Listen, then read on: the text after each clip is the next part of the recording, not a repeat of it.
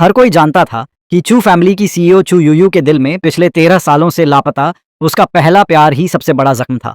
कोई भी उसकी इस कमजोरी का जिक्र करने की हिम्मत नहीं करता था। यहां तक कि उसकी तीनों छोटी बहनें भी बेहद घमंडी और ताकतवर थीं। इसलिए जब मैं बिल्कुल उसी खोए हुए इंसान जैसा चेहरा लेकर उसके सामने पहुंचा तो सबको लगा कि आज मेरी मौत तय है। लेकिन जैसे ही मैंने आंखें खोली, मेरे सामने गुस्से से जलती हुई चू यूयू खड़ी थी। मैं मन ही मन सोचने लगा, रुको जरा, ये मामला तो बिल्कुल गड़बड़ है। मेरी यादों के हिसाब से तो हमेशा मैं ही इसे तंग करता था। मैं तो सिर्फ 3 दिन की बिजनेस ट्रिप पर गया था, फिर चू यूयू इतनी बदल कैसे गई? मैंने गला साफ किया और दांत भींच कर कहा, क्या हुआ? बहुत ज्यादा रेड बीन्स खा लिए क्या? अगर नौकरी छोड़नी है तो सीधे बोल दो। जैसे ही मेरी बात खत्म हुई, उसने अचानक मेरा गला और जोर से दबा दिया। लेकिन अगले ही पल उसकी आंखों का गुस्सा धीरे धीरे गायब होने लगा। मैं मन ही मन हैरान था। मुझे पहले कैसे पता नहीं चला कि ये लड़की तो एक मैसोकिस्ट है। जितना डांटो उतनी ही खुश होती है। ये सोचकर मैंने उसे और चिढ़ाना शुरू कर दिया। मैं समझ गया तुम्हारे इरादे क्या हैं, लेकिन ज्यादा घमंड मत करो। इतनी ताकत है तो जाकर खेतों में गोबर उठा लिया करो। जितना मैं उसे डांट रहा था उतना ही मेरा मूड बनता जा रहा था। अगर वो मेरा गला नहीं दबा रही होती तो मैं उसे 2-4 बातें और सुना देता। तभी उसने अचानक मेरा गला छोड़ दिया। मैं तुरंत 2 कदम पीछे हट गया। फिर मैंने उसे सिर से पैर तक गौर से देखा और हैरानी से पूछा, क्या ये सिर्फ मेरा भ्रम है या तुम पहले से बड़ी लग रही हो? कहीं तुमने चुपके से ग्रोथ हार्मोन तो नहीं लगा लिया और ये बड़े लोगों जैसी हेयर स्टाइल कब से करने लगी? कुल मिलाकर आज तुम्हारे अंदर कुछ भी पहले जैसा नहीं लग रहा। मेरी यादों वाली चू यूयू और आज की चू यूयू दोनों बिल्कुल अलग थीं। उसी समय पास खड़ी कुछ अमीर घरानों की लड़कियां तिरस्कार भरी नजरों से मेरी तरफ देखने लगीं। उनमें से एक बोली, सीईओ चू, इस आदमी की बातों में मत आइए। इसने जरूर सर के बारे में पहले से जानकारी जुटाई होगी, इसीलिए जानबूझकर ऐसा व्यवहार कर रहा है। मेरे हिसाब से इसे अभी के अभी बाहर निकलवा देना चाहिए। इतने बेशर्म आदमी से शालीनता दिखाने की कोई जरूरत नहीं। उनकी बातें सुनकर चू यूयू जैसे अचानक होश में आई। उसने ठंडी नजरों से मेरी तरफ देखा और बोली, तुम्हारा मकसद चाहे जो भी हो, लेकिन अगर तुमने शवान का चेहरा लेकर मेरे सामने आने की हिम्मत की है तो उसकी बहुत बड़ी कीमत चुकानी पड़ेगी। लेकिन उसकी बात पूरी भी नहीं हुई थी कि अचानक मेरा मोबाइल बज उठा। रिंगटोन सुनते ही मैंने ठंडी सांस ली और कहा, चू यूयू, मैं तो सिर्फ 3 दिन के लिए बिजनेस ट्रिप पर गया था और तुम तो राजधानी में पहुंचकर चारों तरफ हैंडसम लड़कों से घिर गई। मेरी बात सुनते ही चू यूयू पूरी तरह जम गई। वो अविश्वास से मुझे घूरने लगी। उसकी नजरें इतनी तेज थीं मानो मेरे आर पार देख लेना चाहती हों। मैंने उसकी तरफ देखना छोड़ दिया और उन अमीर लड़कियों की तरफ मुड़ गया। मन ही मन मुस्कुराया। अब शिकार शुरू होता है। मैंने बिना रुके बोलना शुरू कर दिया। तुम लोगों के कानों के बीच दिमाग है भी या फिर सिर्फ हवा भरी हुई है? अगर तुम्हारे घर वाले खर्चा उठा सकते हैं तो एक और बच्चा पैदा कर लेते। कम से कम वो तुमसे ज्यादा समझदार निकलता। और आखिर चेहरे पर इतना पाउडर क्यों लगाया है? इससे तो पूरी दीवार की रंगाई हो सकती है। मेरी जुबान मशीन गन की तरह चल रही थी। उन लड़कियों ने जिंदगी में पहली बार किसी को इस तरह बोलते देखा था। सबने बेबस होकर चू यूयू की तरफ देखा। उनके हिसाब से चू यूयू अपने खोए हुए प्यार की नकल करने वालों से सबसे ज्यादा नफरत करती थी। और वहीं मैं सिर्फ उसकी नकल ही नहीं कर रहा था, बल्कि उसके सामने इतनी अकड़ भी दिखा रहा था। उन सबको पूरा यकीन था कि चू यूयू अभी मेरी चमड़ी उधेड़ देगी। लेकिन मैं फिर भी नहीं रुका। क्या हुआ? अब सब चुप क्यों हो? जन्म से बोलना नहीं आता या शर्म आ रही है? मैं अभी और सुनाने ही वाला था कि अचानक एक ठंडे हाथ ने मेरी कलाई पकड़ ली। अगले ही पल एक जबरदस्त ताकत ने मुझे अपनी तरफ खींच लिया। अरे, ये क्या कर रही हो? मैं कुछ समझ पाता उससे पहले ही चू यूयू मुझे घसीटते हुए एक खाली कमरे में ले गई। धड़ाम, दरवाजा बंद हो गया। फिर उसने मुझे सीधे दीवार से लगा दिया। उसकी जलती हुई नजरें लगातार मेरे चेहरे पर टिकी थीं। वो जल्दी जल्दी पूछने लगी, तुम चनफान को इतनी अच्छी तरह कैसे जानते हो? क्या तुम शवान से पहले मिल चुके हो? मुझे सच सच बताओ, वो अभी कहाँ है? मैं उसकी बातें सुनकर पूरी तरह उलझ गया। मैंने ठंडी आवाज में कहा, तुम्हारा दिमाग तो ठीक है ना? चनफन तो तुम्हारे सामने खड़ा है, जिंदा, हार्ड मांस का इंसान। या तुम्हें लगता है कि मेरे शरीर में किसी और की आत्मा आ गई है? तुम्हारी कमर के नीचे एक बर्थ मार्क है और तुम्हारा निकनेम भी मैंने ही रखा था, याहू। मैं अपनी बात पूरी भी नहीं कर पाया था कि चू यूयू अचानक मेरी तरफ झपटी और उसने मुझे कसकर किस कर लिया। शुरुआत में उसका किस थोड़ा संयमित था, लेकिन धीरे धीरे वो और गहरा होता गया। आखिर में ऐसा लग रहा था मानो उसे डर हो कि अगर उसने मुझे छोड़ा तो मैं अगले ही पल फिर गायब हो जाऊंगा। काफी देर बाद वो लंबा किस आखिर खत्म हुआ। मेरे मन के सवाल और भी बढ़ गए। मैं उससे पूछने ही वाला था कि आखिर हुआ क्या है, तभी उसकी भारी और कांपती हुई आवाज़ मेरे कानों में गूंजी। श्यावान, पूरे 13 साल हो गए, आखिरकार तुम मेरे पास वापस आ गए। क्या? 13 साल? मैंने गहरी भौहें सिकोड़ ली, लेकिन मैं कुछ पूछ पाता उससे पहले ही चू यूयू फिर बोली, 13 साल पहले तुम्हारा कार एक्सीडेंट हुआ था। जब मैं वहां पहुंची तब तक तुम गायब हो चुके थे। ऐसा लगा मानो तुम इस दुनिया से हमेशा के लिए लापता हो गए हो। मैंने घबराकर एक लंबी सांस ली और जाकर सोफे पर बैठ गया। ठीक है, अब शुरू करो अपनी कहानी। चू यूयू भी मेरे बगल में बैठ गई। पिछले 13 साल याद आते ही उसके चेहरे पे दर्द साफ दिखाई देने लगा। उसने धीरे से कहा, यह बहुत लंबी कहानी है। मैंने बिना कुछ सोचे उसकी गर्दन के पीछे हल्की सी चपत मार दी। सीधे मुद्दे पर आओ, इतना ड्रामा मत करो।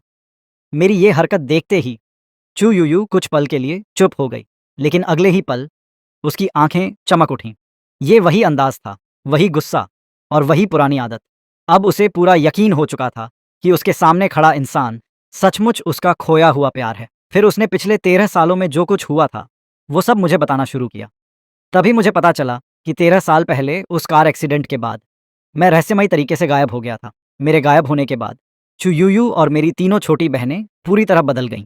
मेरी दूसरी बहन चेन जियांग, जो पहले बहुत बातें करती थी, अब बिल्कुल चुप रहने लगी। उसने खुद की एक एंटरटेनमेंट कंपनी शुरू की और कुछ ही सालों में वो पूरे एंटरटेनमेंट इंडस्ट्री की 3 सबसे बड़ी कंपनियों में शामिल हो गई। मेरी तीसरी बहन चेनजिंग पूरी राजधानी की सबसे मशहूर सर्जन बन गई। लोग उसे गोल्डन हैंड्स डॉक्टर कहते थे, लेकिन उसके शांत चेहरे के पीछे एक बेहद खतरनाक और टेढ़ा दिल छिपा था। सबसे छोटी बहन चेन मो टॉप सेलिब्रिटी बन गई।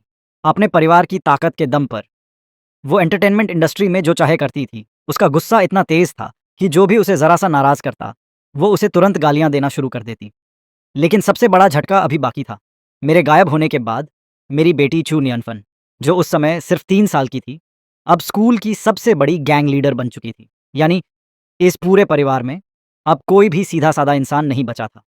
ये सब सुनने के बाद मैं पूरी तरह सन्न रह गया। आखिर मेरे गायब होने से पहले मेरी दूसरी बहन बहुत ज़्यादा बातें करती थी। तीसरी बहन हर समय मेरे पीछे पीछे घूमती रहती थी। सबसे छोटी बहन हमेशा हंसती रहती थी और मेरी छोटी सी बेटी चू नियनफन हर दिन मेरे पीछे भागते हुए अपनी प्यारी सी आवाज़ में मुझे पापा कहकर बुलाती थी। मैंने गहरी सांस ली। मेरे दिमाग में जैसे सब कुछ बिखर गया था। मैं खुद को समझाने लगा, शांत रहो, सब ठीक हो जाएगा। जिंदगी में अगर जीने का रास्ता नहीं बचा तो मरने का रास्ता तो हमेशा होता है। चू यूयू ने अपराधी बच्चे की तरह खांसते हुए धीरे से मेरी शर्ट का किनारा पकड़ लिया। श्याओपैन, मुझसे नाराज मत हो। मैंने अपने धड़कते हुए माथे को दबाया। छोड़ो, अब मैं वापस आ गया हूँ। इस पूरे परिवार को फिर से सीधा करने का समय आ गया है। मेरे चेहरे पर आई हल्की सी खतरनाक मुस्कान देखकर चू यूयू की रीढ़ में सिहरन दौड़ गई। फिर भी उसने दृढ़ता से कहा, हबी, मेरी चिंता मत करो। मैंने आंखें सिकोड़ लीं। मुझे एक बात जाननी है, आखिर तुमने हमारी बेटी को स्कूल की गैंग लीडर कैसे बना दिया? चू यूयू, मुझे इसका जवाब चाहिए। चू यूयू ने शर्म से सिर झुका लिया। मेरे पास उसके लिए समय ही नहीं था। इन सालों में या तो मैं तुम्हें ढूंढ रही थी या तुम्हें ढूंढने जा रही थी। बाकी समय पूरा कंपनी संभालने में निकल जाता था। इसलिए मैं हमारी बेटी का ठीक से ध्यान नहीं रख पाई। मैंने ठंडी आवाज़ में कहा, तुम्हारा हिसाब बाद में करूंगा।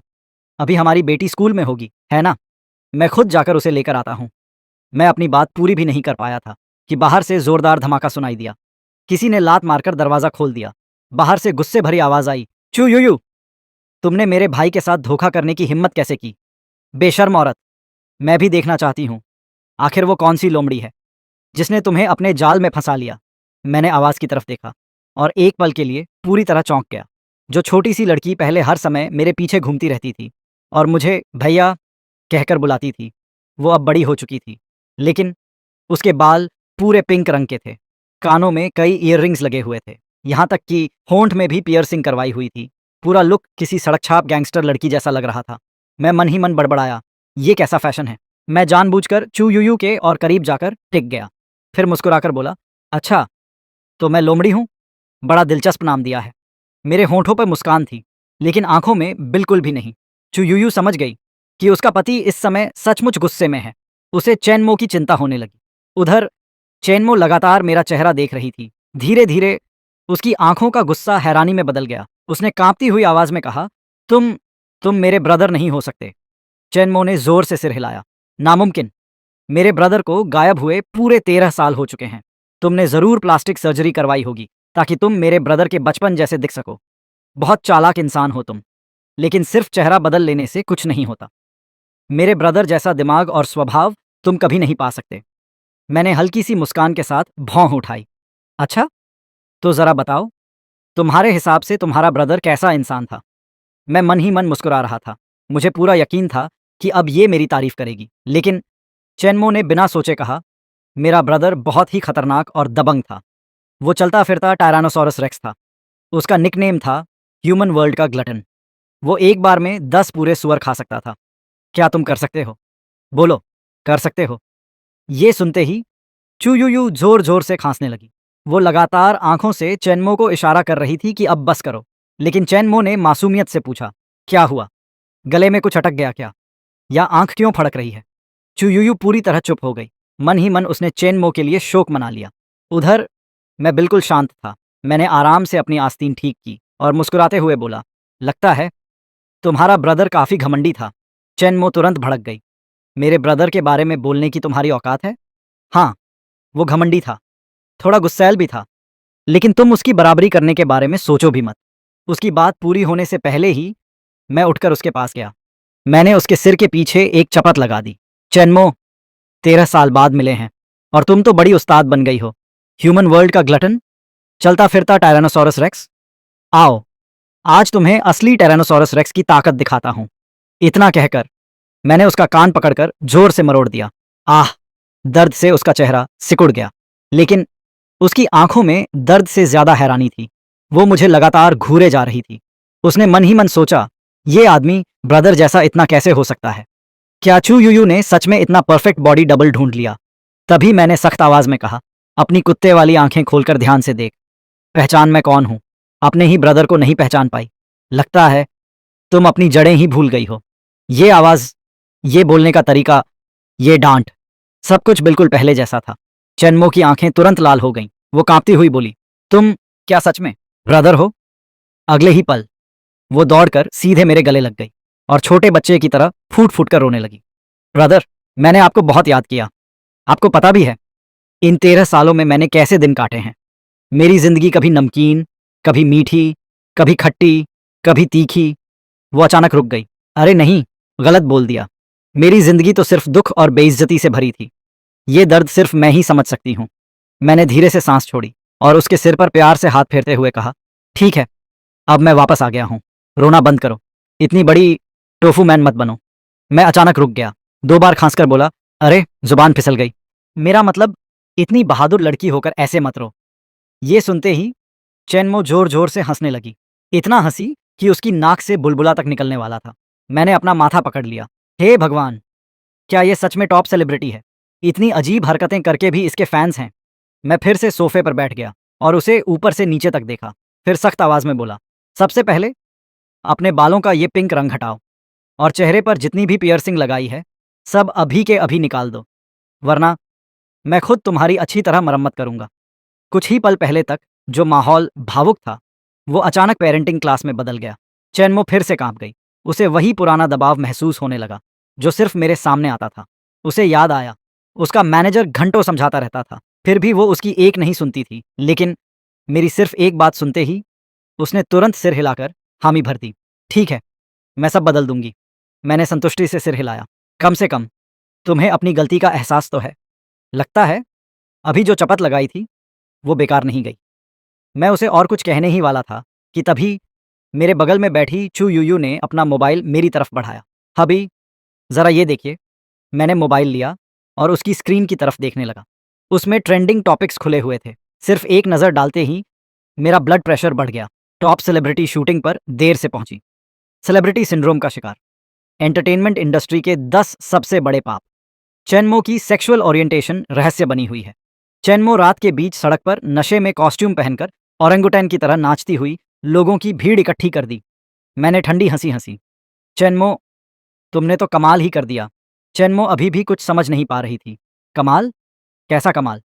क्या आप मेरी तारीफ कर रहे हैं? इतना कहकर उसने बड़े आत्मविश्वास से अपने बाल झटक दिए। मैंने बिना किसी भाव के मोबाइल उसकी तरफ फेंक दिया। हाँ, लोगों के सामने बेइज्जती करवाने में तुम सचमुच कमाल हो। खुद पढ़ लो। मोबाइल देखते ही चैन मो के चेहरे की मुस्कान गायब हो गई।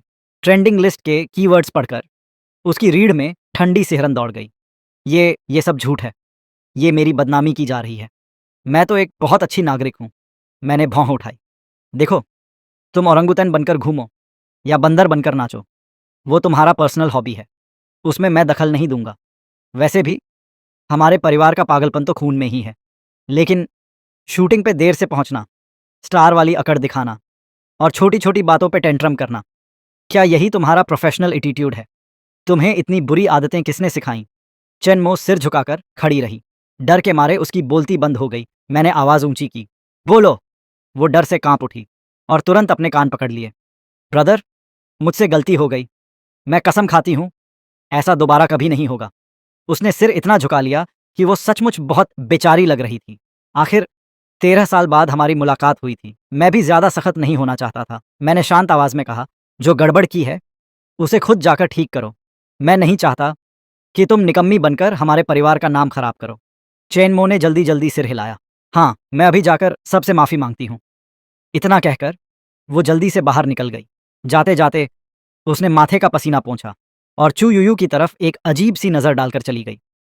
चेनमो के जाने के बाद मैंने चू यूयू की तरफ देखा। हमारी बेटी अभी किस स्कूल में पढ़ती है? उसकी छुट्टी कितने बजे होती है? मैं उसे लेने जाऊंगा। चू यूयू तुरंत मेरे पास आकर लिपट गई। ड्राइवर उसे ले आएगा।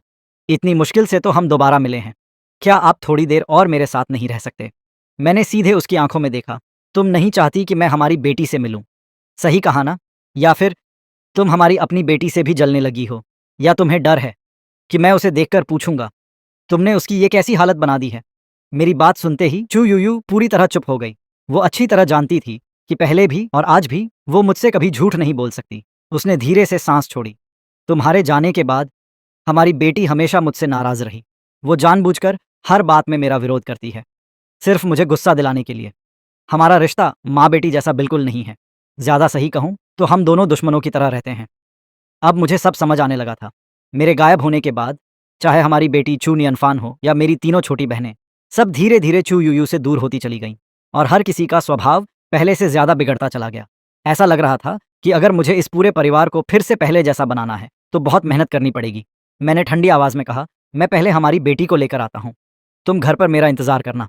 आज रात हम दोनों को आराम से बैठकर बहुत सारी बातें करनी हैं। चू यूयू की उंगलियां हल्के से कांपीं, लेकिन आखिर में उसने चुपचाप सिर हिला दिया। ठीक है, मैं आपकी बात मानूंगी।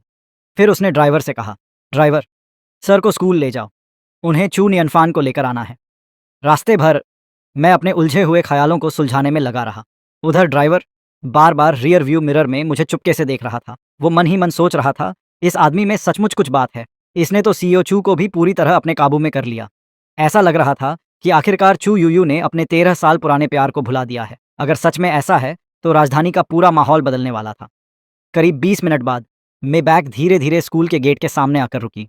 उस समय स्कूल की छुट्टी हो चुकी थी। चारों तरफ बच्चों और उनके पेरेंट्स की भीड़ लगी हुई थी। मैंने भीड़ में अपनी बेटी चू नियनफैन को ढूंढना शुरू किया, लेकिन वो मुझे दिखाई नहीं दी।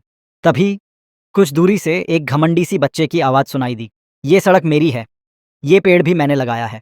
अगर यहाँ से गुजरना है तो पहले पैसे निकालो। मैंने आवाज़ की तरफ देखा। अरे, ये तो हमारी यंग मिस चू है।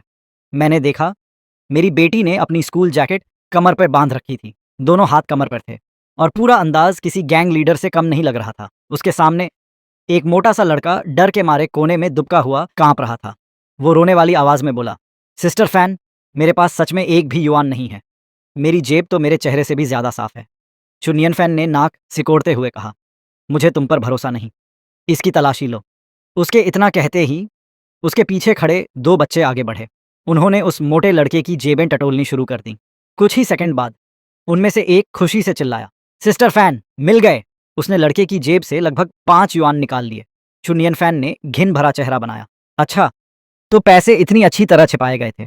फिर उसने अपने एक साथी की तरफ इशारा किया, ये पैसे ले जाओ और जाकर लुजिए को दे देना। इसके बाद उसने उस मोटे लड़के की तरफ देखा, और तुम मुझसे चालाकी करने की हिम्मत करते हो? लगता है तुम्हें अभी तक समाज ने सबक नहीं सिखाया। इतना कहकर उसने अपना छोटा सा मुक्का सीधे उसकी तरफ चला दिया। आह, मत मारो। डर के मारे वो लड़का जमीन पर बैठ गया। और रोते हुए बोला, सिस्टर फैन, मुझसे गलती हो गई, मैं दोबारा कभी ऐसा नहीं करूंगा। चू नियन फैन का मुक्का उसके चेहरे से बस कुछ इंच दूर रुक गया। उसने ठंडी नजरों से उसे देखा, फिर तिरस्कार से बोली, बस इतनी सी हिम्मत है? ध्यान से सुनो, अगर फिर कभी कोई गड़बड़ की तो तुम्हारी खैर नहीं। आज के बाद स्कूल में जब भी मुझे या लूजिए को देखना तो रास्ता बदल लेना। फिर उसके चेहरे पर एक शरारती मुस्कान आ गई, वरना अंजाम तुम्हें अच्छी तरह पता है। ये सुनते ही उस लड़के का चेहरा डर से सफेद पड़ गया। वो बार बार सिर हिलाने लगा और अगले ही पल वहां से जान बचाकर भाग गया। उसे भागते देखकर चुन यनफान ने नाक सिकोड़ ली। कितना बोरिंग है। तभी उसके पास खड़ी एक लड़की मुस्कुराते हुए बोली, सिस्टर फैन, आप हमेशा दूसरों से पैसे लेकर ब्रदर लू को क्यों देती हो?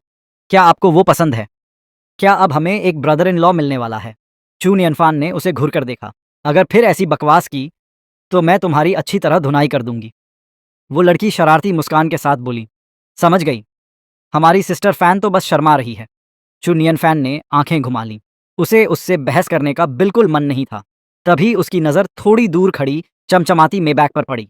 उसने कहा, मैं चलती हूँ, कल मिलते हैं। इतना कहकर एक हाथ जेब में डाले पूरे रौब के साथ वो मेबैक की तरफ चलने लगी। उसकी चाल तक में घमंड साफ दिखाई दे रहा था। उधर मैं कार के अंदर बैठा ये पूरा नज़ारा शुरू से आखिर तक देख चुका था। मैंने अपनी बेटी को अपनी आंखों के सामने दूसरे बच्चे से पैसे वसूलते देखा। मेरी आंखें हल्की सी सिकुड़ गईं। चेहरे पे अजीब सा भाव था। ड्राइवर बीच बीच में रियर व्यू मिरर से मुझे देख रहा था। वो मन ही मन सोच रहा था, ये तो सीईओ छू का नया लवर है। यंग मिस इतनी बदमाशी कर रही है, लेकिन ये कुछ नहीं बोलेगा। उल्टा जब यंग मिस कार में बैठेगी और अपनी मदर की जगह किसी अनजान आदमी को देखेगी तो ज़रूर बहुत बड़ा हंगामा करेगी। आज तो मज़ेदार तमाशा देखने को मिलेगा। वो अभी यही सब सोच ही रहा था कि तभी पीछे से उंगलियों की कड़क कड़क की आवाज़ आई। ड्राइवर की रीढ़ में ठंडी सिहरन दौड़ गई। इतनी खतरनाक किलिंग इंटेंट। उसने घबराकर सोचा, हे भगवान, क्या सीईओ छू का नया लवर यंग मिस को सबक सिखाने वाला है? इसमें तो सचमुच बहुत हिम्मत है। क्या इसे नहीं पता, चू फैमिली की इस यंग मिस को सीईओ छू के अलावा आज तक कोई कंट्रोल नहीं कर पाया। उसी समय मैंने ठंडी आवाज़ में पूछा, इसकी ये बिगड़ी हुई आदत कब से चल रही है?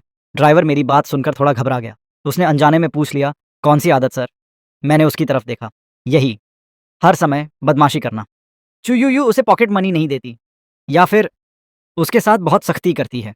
इतनी छोटी सी उम्र में लोगों से पैसे वसूल रही है और ऊपर से लव रिलेशनशिप के चक्कर भी शुरू हो गए हैं। ये सब आखिर कब से चल रहा है? ड्राइवर ने धीरे से कहा। यंग मिस बिल्कुल अपनी माँ जैसी है। वो कुछ और कहना चाहता था लेकिन फिर रुक गया। उसके चेहरे पर साफ लिखा था, आप अपनी औकात से बाहर की बात कर रहे हैं। आखिर चू नियनफन चू फैमिली की इकलौती वारिस थी और सीईओ चू की सबसे प्यारी बेटी। मैंने उसकी बात बीच में ही काट दी। मैं उसका फादर हूँ। मेरी ठंडी आवाज़ सुनते ही ड्राइवर वहीं का वहीं जम गया। उसे भी लगा बाप का अपनी बेटी को डांटना बिल्कुल स्वाभाविक है, लेकिन मन ही मन वो सोच रहा था, अभी तो ये आदमी फैमिली में आया भी नहीं है और इतना रौब दिखा रहा है। ये इंसान बिल्कुल भी साधारण नहीं है। वो अभी तक सदमे से बाहर भी नहीं निकला था कि तभी उसने चू नियनफान को कार की तरफ आते देखा। वो जल्दी से बाहर निकला और आदर से उसके लिए कार का दरवाज़ा खोल दिया। वहीं फिर दरवाज़ा खुलते ही मेरी और चू नियनफान की नज़रें एक दूसरे से मिली। मैं हल्का सा मुस्कुराया, हेलो बेटी, मैं तुम्हारा फादर हूँ। ये सुनकर ड्राइवर के माथे पर ठंडा पसीना आ गया। उसने मन ही मन सोचा, अब गया काम से, यंग मिस अब ज़रूर फट पड़ेगी। लेकिन अगले ही पल उसने देखा कि चू नियनफन मुझे लगातार देखे जा रही थी। उसकी आंखों में हैरानी भी थी, शिकायत भी और यकीन न होने वाला भाव भी। मैंने मुस्कुराते हुए उसके बिखरे हुए बाल सहला दिए। फैनबाओ, क्या हुआ? अभी तो बड़ी दबंग बन रही थी। ड्राइवर का दिल फिर धड़क उठा। पूरे चू फैमिली में सीईओ चू तक उसे फैनबाओ कहने की हिम्मत नहीं करती थी। उसे पूरा यकीन था अब यंग मिस ज़रूर गुस्से से फट पड़ेगी। लेकिन चू नियनफान चुप रही। उसने अपने होंठ कसकर भींच लिए। उसकी आंखों में आंसू भर आए और अगले ही पल वो फूट फूट कर रो पड़ी। फादर, आप सच में वापस आ गए। मुझे लगा आप मुझे छोड़कर हमेशा के लिए चले गए। मैंने आपको बहुत मिस किया।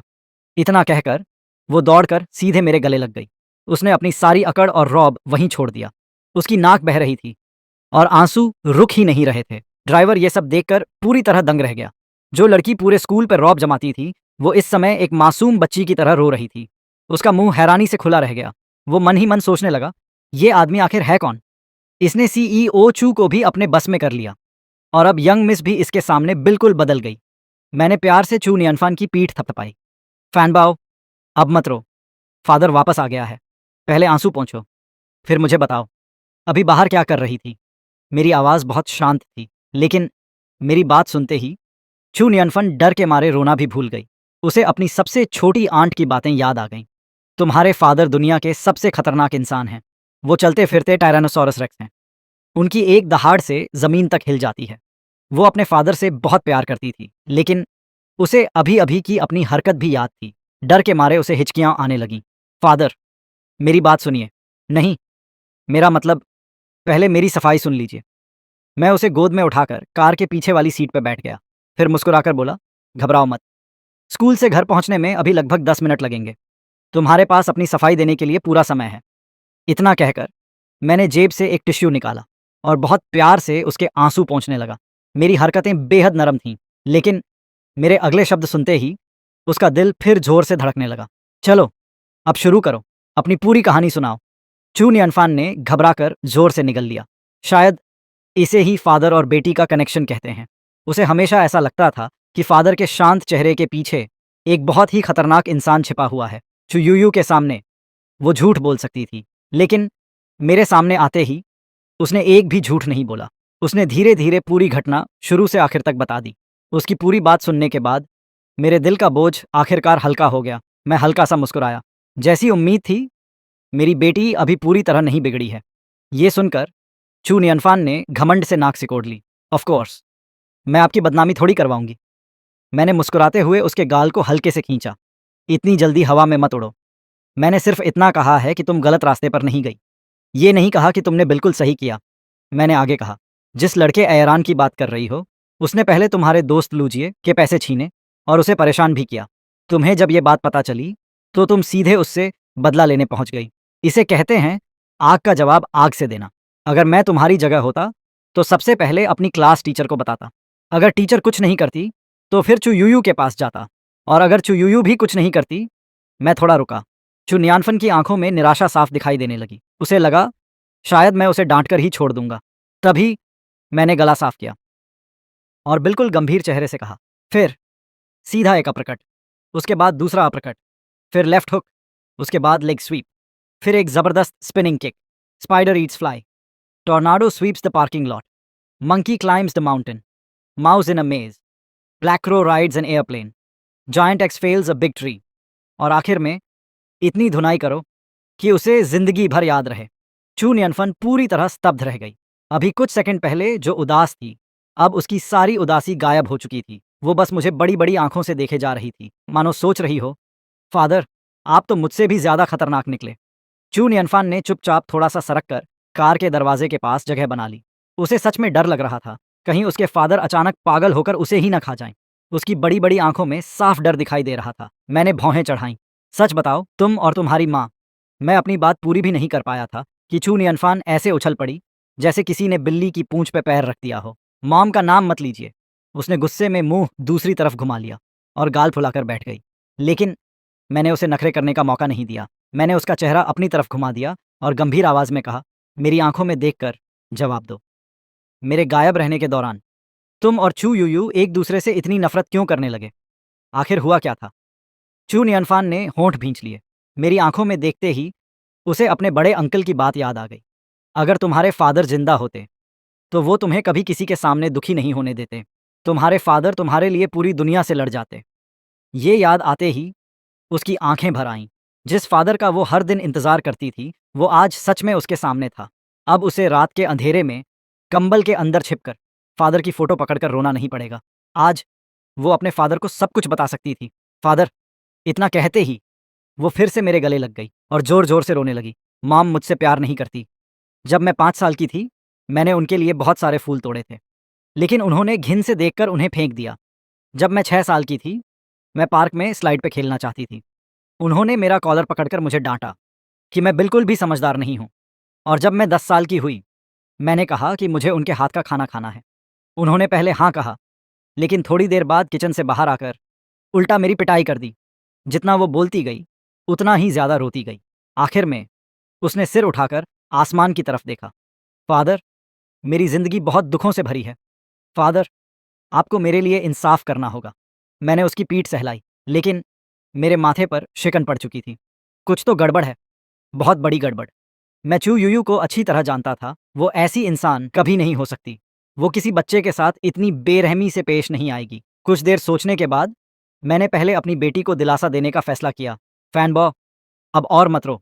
देखो, रो रो कर तुम्हारी आंखें सूज गई हैं। घर पहुंचने के बाद फादर तुम्हें पूरा इंसाफ दिलाएंगे। ये सुनकर चुनियनफान ने आंसू पोंछ लिए। फिर हल्की सी शर्माते हुए बोली, फादर, आप दुनिया के सबसे अच्छे फादर हो। अब मुझे दूसरे बच्चों से जलना नहीं पड़ेगा, क्योंकि अब मेरे पास भी फादर हैं।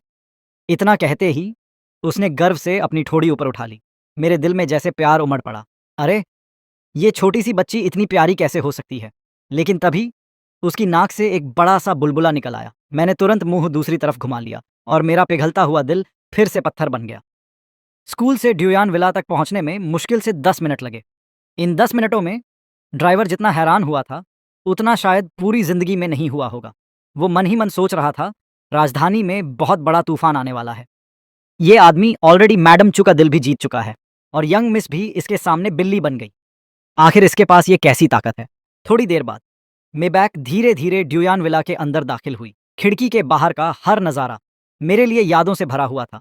मैंने धीरे से मुस्कुराकर कहा, इस विला का नाम मैंने खुद रखा था। इसका पूरा डिज़ाइन भी मैंने ही बनाया था। यहाँ का हर पेड़, हर पौधा, हर पत्थर, सब मेरी पसंद से लगाया गया था। लेकिन कार एक्सीडेंट से पहले मैं इसे पूरा बनते हुए कभी देख ही नहीं पाया। आज इतने साल बाद इसे देखकर मेरे दिल में अनगिनत भाव उमड़ पड़े। फिर अगले ही पल मैं बच्चे की तरह उत्साहित होकर बोल पड़ा, वाह, ये पेड़ कितना बड़ा हो गया। ये रॉक गार्डन भी कमाल का है और ये पॉन्ड पहले से भी ज़्यादा बड़ा लग रहा है। भविष्य में मैं यही मैराथन दौड़ूंगा। आखिरकार मैं भी अमीरों वाली ज़िंदगी जी पाऊंगा। मुझे इतना खुश देखकर लग रहा था जैसे मैं अभी बंदर की तरह उछलने लगूंगा। चू नियनफन ने अपना माथा पकड़ लिया। वो मन ही मन सोच रही थी, लगता है मेरे फादर थोड़े से पागल हैं। कुछ देर बाद कार मेन बिल्डिंग के सामने आकर रुक गई। मैंने चुनियन फैन का हाथ पकड़ा और मैं डोर के सामने खड़े होकर मुस्कुराया। मैं घर आ गया। चुनियन फैन मुझे उलझन भरी नज़रों से देखने लगी। उसे समझ नहीं आ रहा था कि उसके फादर आखिर करने क्या वाले हैं। मैं हंस पड़ा, चलो अंदर चलते हैं। चुनियनफन को समझ नहीं आया कि फादर क्या करने वाले हैं, लेकिन उसने कुछ नहीं पूछा। वो अपनी छोटी छोटी टांगों से चुपचाप मेरे पीछे चल पड़ी। उधर बटलर लिन को पहले ही खबर मिल चुकी थी, इसलिए वो मेन डोर पर हमारा इंतजार कर रहा था। जैसे ही उसने मुझे आते देखा, वो झुककर बोला, सर, आप दूसरे आदमी हैं जिन्हें मिस चू इस विला में लेकर आई हैं। उसकी बात सुनते ही मुझे 13 साल पहले की याद आ गई। जब मैं पहली बार इस विला में आया था, तब भी बटलर लिन ने यही डायलॉग बोला था। मैं बेबस होकर मुस्कुरा दिया। इतने साल हो गए, कम से कम वेलकम स्पीच तो बदल लेते। मैंने हाथ हिलाकर कहा, ठीक है बटलर, हम पुराने जान पहचान वाले हैं। मेरे साथ इतनी फॉर्मेलिटी मत करो। बताओ, चू यूयू कब तक घर आएगी? मुझे उससे कुछ ज़रूरी बात करनी है। मेरी आवाज़ और बोलने का वही पुराना अंदाज सुनते ही बटलर लिन का पूरा शरीर एकदम सख्त हो गया। उसने धीरे धीरे सिर उठाया और जैसे ही हमारी नज़रें मिलीं, उसकी आंखें हैरानी से फैल गईं। आह, आप ये... वो सदमे में कुछ बोल ही नहीं पा रहा था। मैंने हल्की सी भौं चढ़ाई। हकलाना बंद करो। मैंने पूछा, चू यूयू कब वापस आएगी? बटलर लिन ने जल्दी से जवाब दिया, मिस चू ने अभी मैसेज भेजा है, वो थोड़ी ही देर में पहुंचने वाली हैं। मैंने सिर हिलाया, ठीक है। इतना कहकर मैं चू नियन फैन को लेकर अंदर चला गया। पीछे खड़ा बटलर लिन अभी भी हैरानी में डूबा हुआ था। उसके मन में बस एक ही ख्याल घूम रहा था, यंग मिस, जो किसी की बात नहीं मानती, आज इस आदमी के पीछे इतनी शांति से चल रही है और मिस चू ने भी इसे सीधे ड्यूयान विला में आने की इजाज़त दे दी। क्या क्या ये सच में वही इंसान है जो 13 साल पहले गायब हो गया था? मैं अचानक रुक गया। बिना पीछे देखे मैंने कहा, जब चू यूयू आए उसे कहना, मुझे उससे कुछ ज़रूरी बातें करनी हैं। मुझे हर हाल में ये जानना था कि आखिर चू यूयू ने अपनी ही बेटी के साथ ऐसा व्यवहार क्यों किया। कुछ देर बाद चू यूयू घर लौटी। जैसे ही वो अंदर आई, बटलर लिन भागता हुआ उसके पास पहुंचा। उसने धीरे से कहा, मिस चू, आज मैंने भूत देख लिया। चू यूयू कुछ सेकंड तक उसे देखती रही, फिर शांत आवाज में बोली, बटलर लिन, इस वक्त भूत से ज्यादा डरावने तो आप लग रहे हो। मजाक मत कीजिए। बटलर लिन ने गहरी सांस ली। मैं सच कह रहा हूं। मास्टर अचानक वापस आ गए हैं और उनका चेहरा आज भी बिल्कुल वैसा ही है। ये बात बिल्कुल सामान्य नहीं है। आपको थोड़ा सावधान रहना चाहिए। बटलर लिन अपनी बात पूरी भी नहीं कर पाया था कि चू यूयू ने उसे बीच में ही रोक दिया। उसकी नज़र सीधे लिविंग रूम पर पड़ी। मैं आराम से सोफा पर बैठा था, मानो उसी घर का मालिक हूँ, और दूसरी तरफ चू नियनफन बड़े मन से मेरे लिए लाइची छील रही थी। दूर से देखने पर यह बिल्कुल एक खुशहाल फादर और डॉटर की तस्वीर लग रही थी। ये नज़ारा देखकर चू यूयू के होंठों पर हल्की सी मुस्कान आ गई। उसने मन ही मन कहा, कोई शक नहीं, ये वही हैं। वो मेरी तरफ बढ़ने ही वाली थी कि तभी उसके मोबाइल की घंटी बज उठी। स्क्रीन पर नाम चमक रहा था, टीचर डू। चू यूयू तुरंत रुक गई। उसने कॉल उठा ली। अगले ही पल फोन के दूसरी तरफ से एक गुस्से भरी पुरुष आवाज आई, मिसेस चू, आपकी बेटी चू नियनफान अब हद से आगे बढ़ चुकी है। पहले वो क्लास बंक करती थी, शरारतें करती थी, लेकिन आज तो उसने अपने क्लासमेट को बुली भी किया है। किसी ने अपनी आंखों से देखा है कि वो स्कूल गेट पर बच्चों से पैसे वसूल रही थी। ये बिल्कुल बर्दाश्त करने लायक नहीं है। मैं जानता हूं कि चू फैमिली बहुत ताकतवर है, लेकिन इसका मतलब ये नहीं कि आप अपनी बेटी को हर बात की छूट दे दें। कृपया कल स्कूल ज़रूर आइए। हालांकि मेरी पत्नी ने स्पीकर ऑन नहीं किया था, लेकिन टीचर डू इतनी ज़ोर से बोल रहा था कि उसकी हर बात मैं और चू नियनफान दोनों ने साफ साफ सुन ली। टीचर डू की बात सुनने के बाद चू यूयू ने भौहें सिकोड़ लीं। उसने तुरंत चू नियनफन की तरफ देखा और आदतन पूछ बैठी, चू नियनफन, इस बार तुमने फिर क्या किया? क्या तुम अपनी मॉम की चिंता थोड़ी भी कम नहीं कर सकती? ये सुनते ही चू नियनफन के हाथ रुक गए। जो लाइची वो छील रही थी वो वहीं रुक गई। उसके चेहरे की मुस्कान भी एक पल में गायब हो गई। उसने गुस्से में कहा, मैंने कुछ नहीं किया। अगले ही पल वो बारूद के ढेर की तरफ फट पड़ी। और अगर मैंने किसी को बुली किया भी हो तो भी आपको मुझे रोकने का कोई हक नहीं है। उसकी बात पूरी भी नहीं हुई थी कि मैं बिजली की तरह उसके पास पहुंचा। मैंने तुरंत अपना हाथ बढ़ाकर उसका मुंह बंद कर दिया। हम्म हम्म चू नियनफान कुछ भी नहीं बोल पाई। वो हैरानी से मेरी तरफ देखने लगी। उसे समझ ही नहीं आ रहा था कि फादर ने अचानक ऐसा क्यों किया। मैंने शांत आवाज में कहा, मुझे पता है तुम्हें बहुत कुछ कहना है, लेकिन पहले शांत हो जाओ। फिर मैंने चू यूयू की तरफ देखा, पहले फोन रख दो। चू यूयू ने बिना कुछ कहे धीरे से सिर हिला दिया। चू यूयू ने तुरंत फोन काट दिया। ये देखकर मैंने चू नियनफान का मुंह छोड़ दिया। जैसे ही उसे बोलने की आज़ादी मिली, उसने लाल आंखों से चू यूयू की तरफ घूर कर देखा। उसके चेहरे पर साफ लिखा था, मैं बिल्कुल नहीं मानूंगी। मैंने सिर पकड़ लिया। हे भगवान, एक मेरी वाइफ और दूसरी मेरी बेटी, दोनों ही जिद्दी हैं।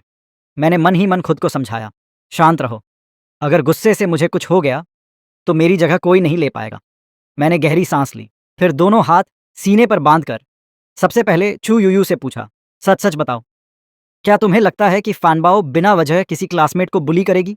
मैं अच्छी तरह जानता था कि चू यूयू अपनी भावनाएं ठीक से जताना नहीं जानती। वो अपनी बेटी पर भरोसा करती थी, लेकिन एक का गुस्सा बहुत तेज था और दूसरी अपनी बात समझाने में बहुत धीमी। इसी वजह से दोनों के बीच हर समय गलतफहमियां होती रहती थीं। उधर चू नियनफान ने मुंह फेर लिया। वो अभी भी गुस्से में थी। फादर, मुझे नहीं जानना कि मॉम क्या सोचती हैं, लेकिन उसकी बात पूरी होने से पहले ही चू यूयू ने शांत आवाज में कहा, मैं तुम पर भरोसा करती हूं। ये सुनते ही चू नियनफान ने तुरंत उसकी तरफ देखा। उसकी आंखें हैरानी से फैल गईं। क्या? मॉम ने अभी क्या कहा? उसे यकीन ही नहीं हो रहा था, मानो सोच रही हो, क्या मॉम को किसी ने बदल दिया है? वो कुछ कहना चाहती थी, लेकिन उसके मुंह से एक शब्द भी नहीं निकला। मैंने नजर से इशारा किया। चू यूयू ने धीरे धीरे अपने दिल की बात कहना शुरू किया। हाँ, चू नियनफान बहुत जिद्दी है, मेरी बात नहीं मानती, छोटी छोटी बात पे गुस्सा हो जाती है, लेकिन उसका दिल बुरा नहीं है। वो कभी भी बिना वजह किसी बच्चे को परेशान नहीं करेगी। ये सुनते ही चू नियनफान की आंखों में आंसू भर आए। वो उन्हें रोकने की पूरी कोशिश कर रही थी, लेकिन आंसू फिर भी छलक पड़े। कुछ देर बाद उसने धीरे से कहा, लगता है आपकी नज़र इतनी भी खराब नहीं है। मैंने हल्के से उसकी गर्दन के पीछे थपकी दी। अपनी मॉम से ऐसे बात करते हैं? देखा, तुम्हारी मॉम शुरू से तुम्हारी तरफ ही थी। आगे से जब कोई बात हो तो पहले उन्हें पूरी बात कहने देना, समझी? चू नियनफान ने गर्दन सहलाई, फिर धीरे से सिर हिला दिया। जी। लेकिन अगले ही पल उसकी आंखें फिर भर आईं। फिर भी इतने सालों से मॉम हमेशा मुझे ही डांटती रहीं। उन्हें मुझसे बिल्कुल प्यार नहीं है।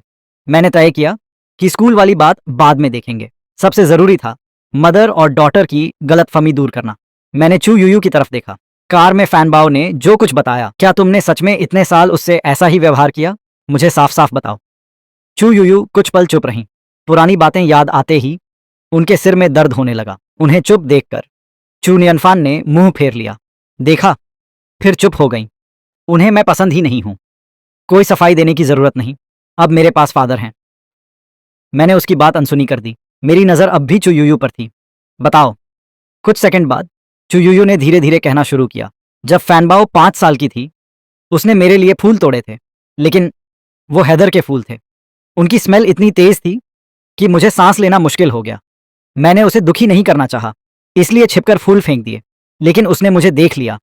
जब वो 6 साल की थी वो स्लाइड पर सिर के बल फिसलना चाहती थी। अगर मैंने समय पर उसे नहीं पकड़ा होता तो उसका सिर जमीन पर लग जाता। और जब वो 10 साल की हुई मैं हमारे रिश्ते सुधारना चाहती थी, इसलिए मैंने उसके लिए खाना बनाने का फैसला किया, लेकिन उसने खौलते हुए तेल में पानी डाल दिया। पूरा तेल जोर से फट पड़ा। उस दिन मैंने उसे सिर्फ डांटा था, वरना उसकी जान भी जा सकती थी। ये सब सुनकर मेरे होंठ अपने आप फड़कने लगे। अब पूरी सच्चाई सामने थी। असल में ये कोई दुखी बच्ची नहीं, बल्कि बचपन से ही एक छोटी सी शैतान थी। मैंने गहरी सांस ली। फैनबो, सिर्फ ये मत याद रखो कि तुम्हें डांट पड़ी थी, ये भी याद रखो कि उसकी वजह क्या थी। कभी कभी हमें सिर्फ ये नहीं सोचना चाहिए कि फैमिली ने हमें कितना दुख दिया, ये भी सोचना चाहिए कि हमने फैमिली को कितना परेशान किया। चू नियनफन का चेहरा शर्म से लाल हो गया। वो मन ही मन सोचने लगी, क्या मैं सच में इतनी शरारती थी? उसी समय चू यूयू उसके सामने आकर खड़ी हो गई। उन्होंने धीरे से कहा, मैं तुमसे नफरत नहीं करती, बस मुझे अपना प्यार जताना नहीं आता। तुम्हारी ठीक से देखभाल न कर पाना मेरी गलती थी, लेकिन अब से मैं इसकी भरपाई करूंगी। बस इतना सुनना था कि चू नियनफान खुद को रोक नहीं पाई। वो फूट फूट कर रोने लगी। सालों से उसके दिल में जमा सारी शिकायतें आंसुओं के साथ बाहर निकल गईं। मैंने प्यार से उसकी पीठ सहलाई और माहौल हल्का करने के लिए गाना शुरू कर दिया। ओ गर्ल, प्लीज डोंट क्राई, तुम्हारे सारे दुख अब मैं सह लूंगा। मेरा गाना सुनते ही चू नियनफन ने रोना बंद कर दिया।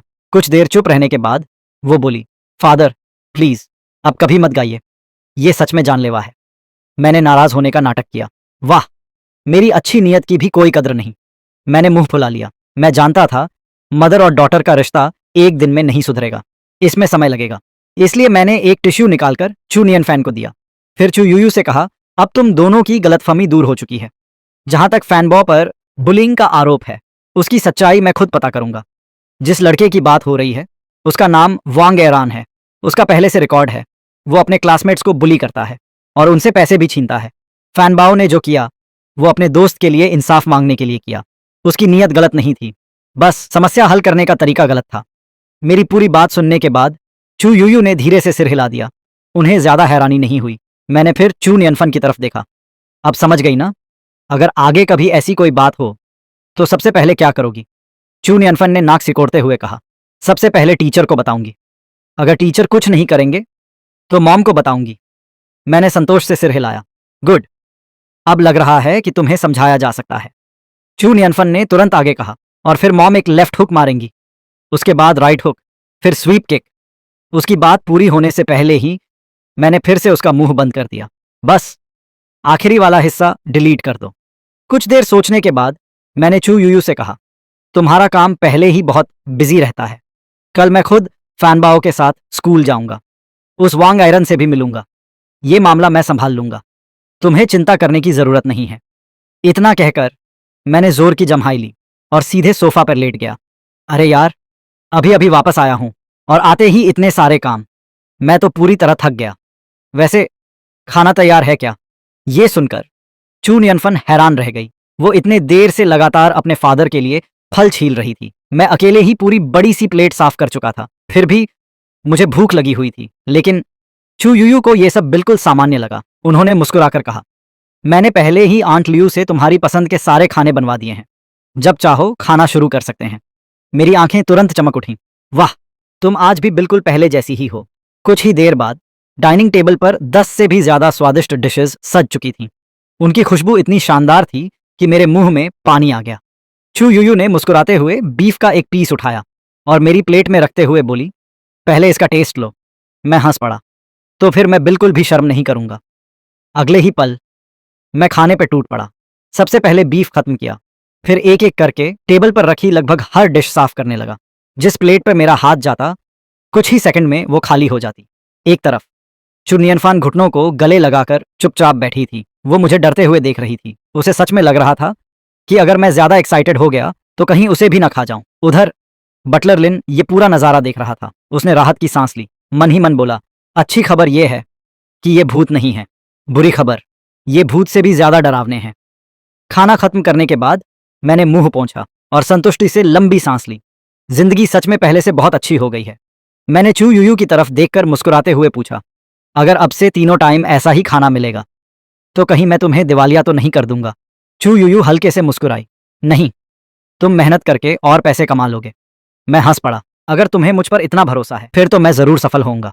इतना कहकर मैंने अपना हाथ आगे बढ़ाया, अपना फोन देना। चू यूयू ने बिना एक पल सोचे अपना फोन मेरे हाथ में रख दिया। फोन अनलॉक करते हुए मैंने मुस्कुराकर पूछा, इतना भरोसा? डर नहीं लगता कि कहीं मुझे कुछ ऐसा न दिख जाए जो नहीं दिखना चाहिए? चू यूयू ने मेरी तरफ देखकर कहा, बिल्कुल नहीं। इन 13 सालों में मैं सिर्फ तुम्हारी ही रही हूं। मैंने कुछ नहीं कहा, बस चुपचाप फोन चलाने लगा। मुझे देखना था कि इन 13 सालों में दुनिया कितनी बदल चुकी है। फोन का वॉलपेपर देखते ही मेरे हाथ रुक गए, क्योंकि वॉलपेपर के ऊपर समुद्र किनारे मेरी एक पुरानी फोटो लगी हुई थी। मैं पीछे मुड़कर कैमरा की तरफ देख रहा था। मुझे तुरंत वो दिन याद आ गया। मैं और चू यूयू बीच पर घूम रहे थे। तभी एक क्रैब ने मेरी उंगली काट ली थी।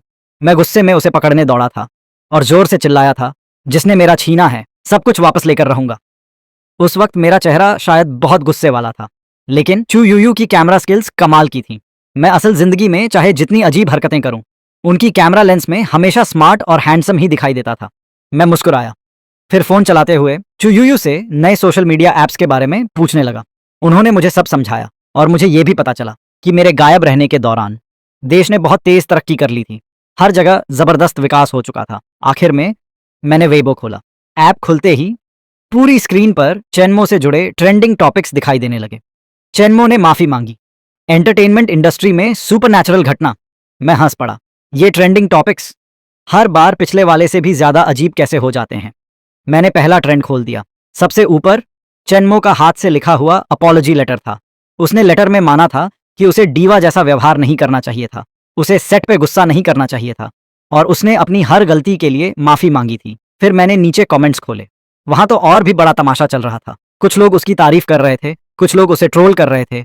एक कमेंट लिखा था, अगर तुम्हें किडनैप कर लिया गया है तो बस इशारे के तौर पे आंख झपका देना, हम दूर से ही तुम्हारे लिए दुआ कर देंगे। एक यूजर ने कमेंट किया, जिसे भी ये पीआर टीम पानी की बंदूक से निशाना बनाएगी वही सबसे पहले इस ड्रामा पर यकीन करेगा। चेनमो ने तुरंत रिप्लाई किया, जिस पर पानी की बंदूक चलेगी वही तो भीगेगा। इतनी आसान बात भी समझ नहीं आती। एक और कमेंट आया, बहुत मजेदार, ये अपॉलॉजी लेटर कंपनी ने लिखकर चेनमो से पोस्ट करवाया है। ये सिर्फ उसकी इमेज सुधारने का मार्केटिंग स्टंट है और तुम लोग सच में इस पर भरोसा कर रहे हो? इससे अच्छा तो मैं जीसस क्राइस्ट पर भरोसा कर लूं। चेनमो ने फिर तुरंत जवाब दिया, इंटरेस्टिंग, लेकिन तुम्हारा सबसे जरूरी काम अभी ये है कि पहले अपनी 9 इयर्स कंपलसरी एजुकेशन पूरी कर लो। ये रिप्लाई देखते ही कमेंट सेक्शन में हंसी की बाढ़ आ गई। एक एंटी फैन ने फिर लिखा, मैं इंतजार करूंगा जब चेनमो फिर अपनी बात से पलट जाएगी। चेनमो ने बिना देर किए जवाब दिया, माफ करना, लेकिन इस बार तुम्हें निराश होना पड़ेगा। उस दिन चेनमो कमेंट सेक्शन में पूरी तरह एक्टिव थी। जो भी उसे ट्रोल करता वो खुद सामने आकर जवाब देती। फैंस के आने का इंतजार भी नहीं करती। अकेले ही सैकड़ों एंटी फैंस से लड़ रही थी। यहां तक कि उसने कमेंट किया, सब लोग पीछे हट जाओ, अब मैं अकेली शो शुरू करती हूं। उसका ये अंदाज देखकर उसके फैंस बहुत खुश हो गए। आखिर किस आइडल के फैंस इतने लकी होते हैं जिसका आइडल खुद ही एंटी फैंस से लड़ने उतर जाए। ये सब पढ़कर मैं भी मुस्कुरा दिया। मानना पड़ेगा, मेरी सबसे छोटी बहन की फाइटिंग स्पिरिट आज भी कमाल की है। लगता है वो अभी पूरी तरह नहीं बिगड़ी। उधर SQ entertainment floor to ceiling glass window के सामने चेन जियांग एक हाथ पॉकेट में डाले खड़ी थी। अभी अभी उसने चेनमो के मैनेजर की पूरी रिपोर्ट सुनी थी। अगर मैं उसे इस समय देखता तो शायद पहचान भी नहीं पाता।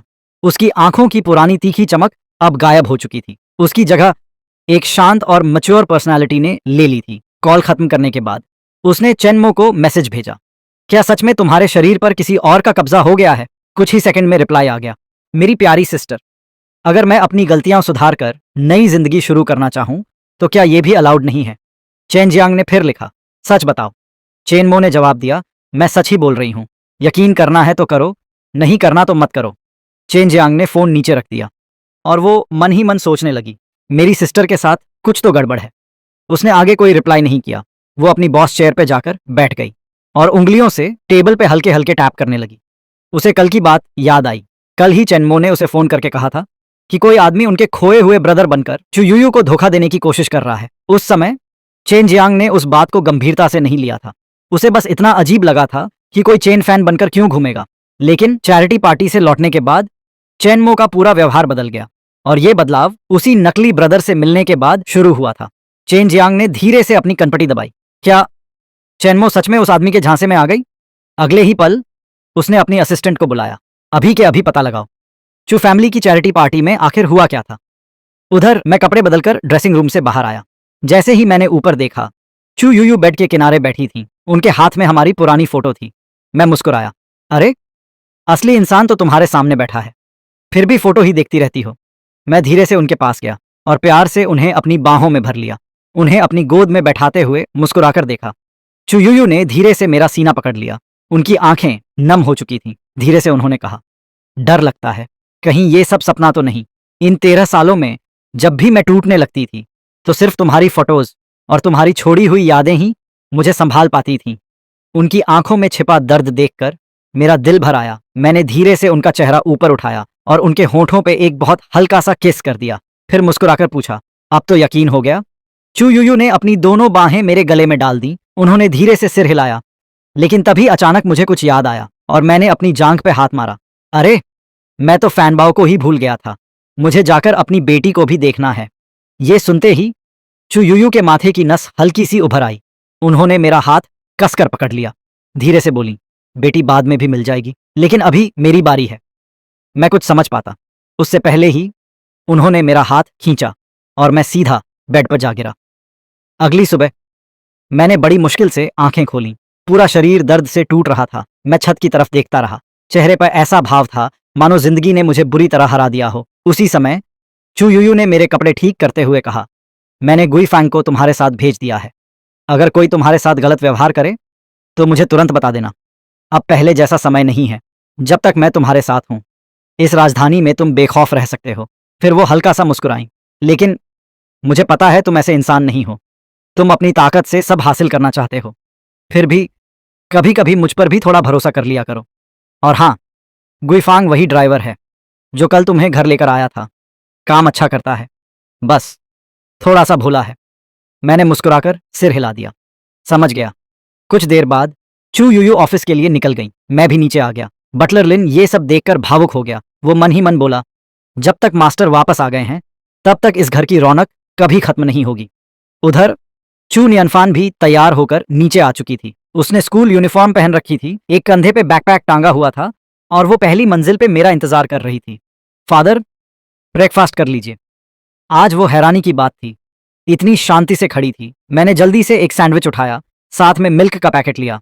चलो, अब युद्ध का समय आ गया। चू नियनफैन समझ ही नहीं पाई कि स्कूल जाना और युद्ध का क्या रिश्ता है, लेकिन वो चुपचाप मेरे पीछे चल दी। रास्ते में उसने धीरे से कहा, फादर, अगर आज टीचर डू मेरी शिकायत करें तो उनकी बातों पर तुरंत यकीन मत कर लेना। उन्हें मैं कभी पसंद नहीं आई। वो हमेशा मुझे डांटने का मौका ढूंढते रहते हैं। कभी कभी तो लगता है उन्हें बस मॉम को कॉल करने का बहाना चाहिए। मैं सोच में पड़ गया, इस टीचर डू के साथ कुछ तो गड़बड़ है। या तो वो सच में बच्चों की भलाई चाहता है या फिर उसके मन में कोई और मकसद है। मैंने चू नियनफन की तरफ देखा। उसकी आंखें बिल्कुल साफ थीं, लेकिन वो बहुत मासूम भी थी। मैंने मुस्कुराकर कहा, चिंता मत करो, तुम्हारे फादर के पास लोगों को परखने का अपना तरीका है। इतनी देर में हम दोनों कार में बैठ चुके थे। ड्राइवर गुईफेंग आगे बैठा था। कल से लेकर अब तक उसे इतने झटके लग चुके थे कि अब वो किसी भी बात पर हैरान नहीं होता था। वो मन ही मन सोच रहा था, ये मास्टर सच में कमाल के हैं। एक ही दिन में यंग मिस का दिल जीत लिया और सीईओ चू भी इनके पीछे पीछे घूम रही हैं। रियर व्यू मिरर से मैंने उसके चेहरे के बदलते हुए भाव देखे। मेरे होंठ हल्के से फड़क उठे। ये लड़का आखिर सोच क्या रहा है? लगता है इसके दिमाग में पूरा एक अलग ही संसार चलता रहता है। करीब 15 मिनट बाद कार स्कूल गेट के सामने आकर रुकी। यह शहर का सबसे एलीट स्कूल था। गेट के बाहर खड़ी लग्जरी कार्स देखकर मैं भी कुछ पल के लिए दंग रह गया। मैंने धीरे से कहा, वाह, ये तो सच में अमीर लोगों की दुनिया है। पहले मुझे ऐसी जगह देखने का मौका ही कहाँ मिला था। जिंदगी सच में बदल गई है। मैं अभी चारों तरफ देख ही रहा था कि तभी एक लड़का भागता हुआ आया। उसका नाम श्याओ युन था। वो चू नियनफान का भरोसेमंद दोस्त था। उसने पहले चू नियनफान को देखा, फिर मेरी तरफ देखा। कुछ पल झिझकने के बाद बोला, सिस्टर फैन, क्या ये आपके बड़े ब्रदर हैं? उसके इतना कहते ही मैं खुशी से मुस्कुरा उठा। हाँ, बिल्कुल सही, मैं इसका बड़ा ब्रदर हूं। शाओयुन की आंखें चमक उठीं। वाह, आप तो बहुत हैंडसम हो। लेकिन अगले ही पल वो सोच में पड़ गया। रुको, मुझे तो याद है सिस्टर फैन तो ओनली चाइल्ड हैं। तो क्या? मैंने सोचा, अब ये सच समझ गया। मैं बताने ही वाला था कि असल में मैं इसका फादर हूं। लेकिन शाओयुन ने आगे कहा, क्या आप इनके दूर के कजिन हैं? मेरी तो कमर ही टूटते टूटते बची। चू नियनफन ने माथा पकड़ लिया। आखिर उसने खुद ही सच बता दिया, ये मेरे फादर हैं। शाओयुन पहले मुझे देखने लगा, फिर चू नियनफन को। अगले ही पल वो इतनी जोर से चिल्लाया, क्या ये तुम्हारे फादर हैं? उसकी आवाज सुनकर स्कूल गेट पर खड़े सभी लोग हमारी तरफ देखने लगे। चारों तरफ फुसफुसाहट शुरू हो गई। क्या ये चू नियनफन के स्टेप फादर हैं? इतने यंग कैसे हैं? लगता है उसकी मॉम ने दूसरी शादी कर ली। वैसे भी उसकी मॉम उसे कभी प्यार नहीं करती। अब तो फादर भी स्टेप फादर निकले। देखते हैं अब ये किस बात का घमंड करती है। ये सब सुनते ही मेरा खून खौल उठा। मैं कुछ बोलने ही वाला था कि चू नियनफन मुझसे पहले आगे बढ़ गई। उसने ठंडी आवाज में कहा, जिसे भी एक शब्द और बोलना है वो स्कूल के बाद घर जाने की उम्मीद छोड़ दे। बस इतना सुनना था। अभी जो सब बातें बना रहे थे वो तुरंत सिर झुकाकर अंदर भाग गए। मैं मुस्कुराया। वाह, हमारी यंग मिस का तो बड़ा रौब है। चू नियनफैन ने धीरे से सिर खुजलाया। फादर, बेवकूफ लोगों से बहस नहीं करनी चाहिए। ये आपने ही मुझे सिखाया था। मैंने प्यार से उसके सिर पर हाथ फेरा। बहुत अच्छी बात याद रखी। उधर शाओयुन ने माहौल हल्का करने की कोशिश की। वो हंसकर बोला, सिस्टर फैन, आप दोनों को साथ देखकर कोई भी कहेगा कि आप सच में फादर और डॉटर हो। मैंने तुरंत उसे थम्सअप दिखाया। बिल्कुल सही कहा। चू नियनफन ने उसे घूरा। चुप रहो, बाद में तुमसे हिसाब करूंगी। शाओयुन का चेहरा उतर गया। सिस्टर फैन, मैंने जानबूझकर नहीं कहा था। लेकिन चू नियनफैन ने उसकी तरफ देखा तक नहीं। वो मेरी तरफ मुड़ी। फादर, घर से निकलते समय मैंने जो बात कही थी आपको याद है ना? मैंने जानबूझकर उसे छेड़ा। हूं? क्या कहा था? उसकी आंखों की चमक धीरे धीरे फीकी पड़ने लगी। तभी मैं मुस्कुरा दिया। मजाक कर रहा था। मुझे सब याद है। तुमने कहा था अगर टीचर डू तुम्हारी शिकायत करें तो उनकी बात एक कान से सुनकर दूसरे कान से निकाल देना। लेकिन तुम ये बात कहती भी नहीं। तब भी मैं सबसे पहले तुम पर ही भरोसा करता, क्योंकि तुम मेरी बेटी हो। अगर मैं अपनी बेटी पर भरोसा नहीं करूंगा तो फिर किस पर करूंगा? मैं अच्छी तरह जानता था कि जिन बच्चों को बचपन में प्यार नहीं मिलता वो बार बार लोगों की परख करते हैं, बार बार ये जानना चाहते हैं कि सामने वाला सच में उनके साथ है या नहीं। लेकिन मुझे कोई जल्दी नहीं थी। मुझे पूरा यकीन था कि मैं धीरे धीरे उसके बचपन की सारी कमी पूरी कर दूंगा। मैंने धीरे से चू नियनफान के सिर पर हाथ फेरा। मुझे पता है मेरी बात सुनकर तुम इमोशनल हो गई हो, लेकिन चुपके से रोना बिल्कुल मना है। ये सुनते ही चू नियनफैन का चेहरा लाल हो गया। मैं नहीं रो रही, उसने हल्की सी नाक सिकोड़ते हुए कहा। पास खड़ा चेनमो ये सब देख रहा था। वो मन ही मन हैरान था। कमाल है, ये इंसान तो सिस्टर फैन जैसी लड़की को भी संभाल लेता है। अगर ये सच में उसका फादर बन गया तो वाकई गजब होगा। एक शब्द में कहूं, लाजवाब। कुछ देर बाद मैं और चू नियनफान साथ में टीचर डू के ऑफिस पहुंचे। जैसे ही हम अंदर गए एक औरत की तेज रोने की आवाज सुनाई दी। सिर्फ इसलिए कि चू फैमिली ताकतवर है, क्या मेरे बेटे पर जुल्म किया जाएगा? टीचर डू, अगर आज आपने मेरे बेटे को इंसाफ नहीं दिलाया तो मैं यहां से नहीं जाऊंगी। जरा मेरे बेटे की हालत तो देखिए, पूरा शरीर चोटों से भरा हुआ है। ये साफ साफ स्कूल बली का मामला है। जरूरत पड़ी तो हम पुलिस भी बुला लेंगे। मैंने हल्का सा भौं उठाई। वाह, झूठ बोलने में तो कोई शर्म ही नहीं है। कल मैंने अपनी आंखों से सब देखा था। चू नियनफैन ने उस मोटे लड़के को छुआ तक नहीं था, बस उसे थोड़ा बहुत डराया था। तो फिर उसके पूरे शरीर पे ये चोटें आई कहां से? क्या रात को नींद में चलते चलते दीवारों से टकरा गया था? उधर टीचर डू थोड़े परेशान होकर बोले, मैं आपकी भावनाएं समझता हूं, लेकिन जब तक मिस चू नहीं आ जाती तब तक कोई फैसला नहीं हो सकता। मैंने उनकी तरफ देखा। टीचर डू लगभग 20-22 साल के लग रहे थे। उन्होंने ग्रे सूट पहन रखा था और देखने में काफी स्मार्ट और सलीकेदार लग रहे थे। लेकिन पता नहीं क्यों मुझे उन्हें देखकर कभी अच्छा एहसास नहीं हुआ। उसी समय मेरे पास खड़ी चू नियनफान खुद को रोक नहीं पाई। उसने दांत भींचकर जोर से कहा, मैंने किसी को नहीं मारा, मुझ पर झूठा इल्जाम मत लगाइए। उसकी आवाज गूंजते ही पूरा ऑफिस एकदम शांत हो गया। टीचर डू तुरंत अपनी चेयर से खड़े हो गए। उनकी आंखों में चमक आ गई और होठों पर हल्की मुस्कान उभर आई। मिस चू, आप आ गईं। लेकिन अगले ही पल उनकी नजर मुझ पर पड़ी और उनके चेहरे की मुस्कान तुरंत गायब हो गई। शायद वो मन ही मन सोच रहे थे, आखिर अब ये कौन है